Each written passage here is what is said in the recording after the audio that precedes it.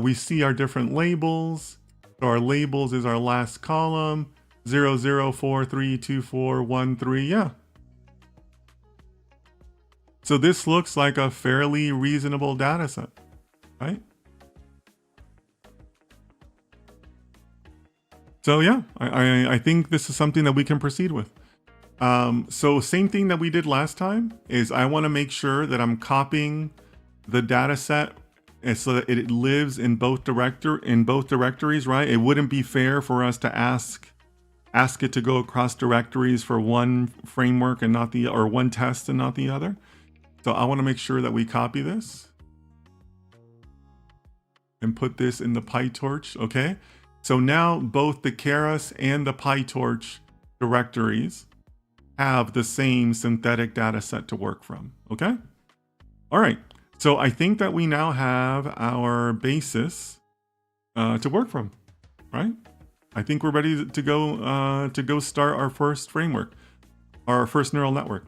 So while we're already in Keras, right? So in the Keras terminal, so let's go ahead and start with Keras. Actually, that's right. So somebody had asked a question about the frameworks for neural networks. So I know Keras and PyTorch.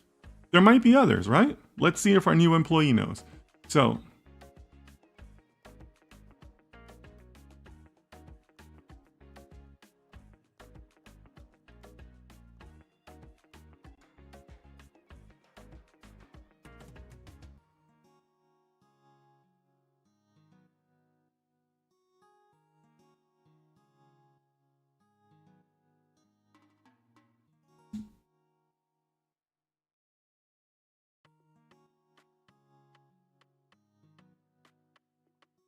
all right, so ChatGPT is telling us it knows TensorFlow, it knows Keras, it knows PyTorch. Ah, Theano, that's right. Theano's another option. Okay, MXNet looks like it's the AWS tool. Microsoft Cognitive Toolkit. Okay. Excuse me. JAX. Fast AI built on top of PyTorch.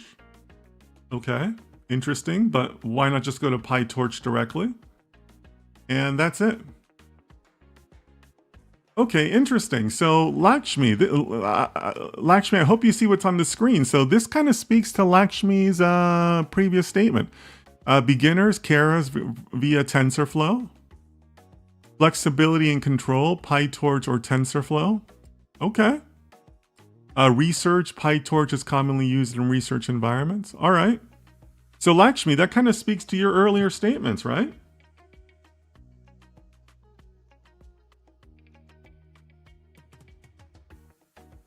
So yeah,